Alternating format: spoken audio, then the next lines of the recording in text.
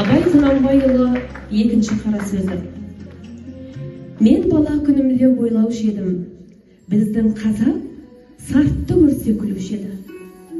Енең тұрайын кең қолтық шөлдіреген тәжік, арқадан үй төбесіне саламын деп, қамыс артқан, бұтадан қорыққан, көз көргенде әке үхе десіп шығып кетсе, қызым боқтасқан, сарт-сұрт деген осы деп. Ноғайды көрсе, оны да боқтап күлуші еді.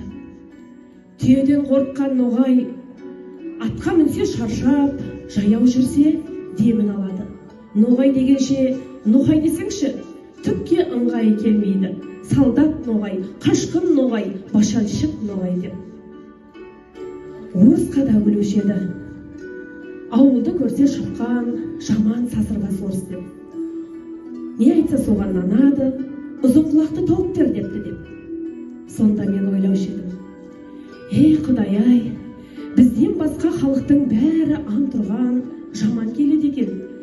Ең тәуір халық біз екенбіз ғой деп, әлгі айтылмыш сөздерді бір үлкен қуаныш көріп, күлуші едім.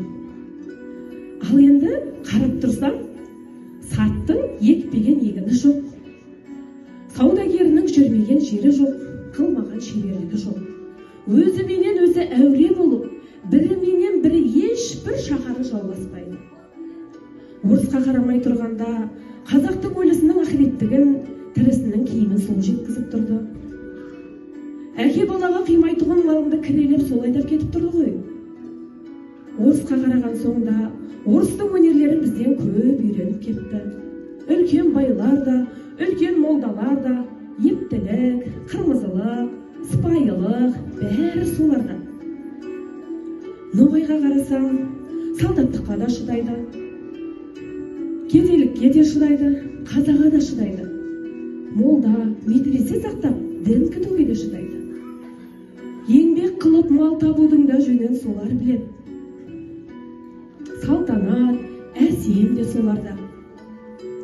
Оның малдыларына құзғын тамағымыз үшін біріміз жалшы, біріміз хош алушымыз.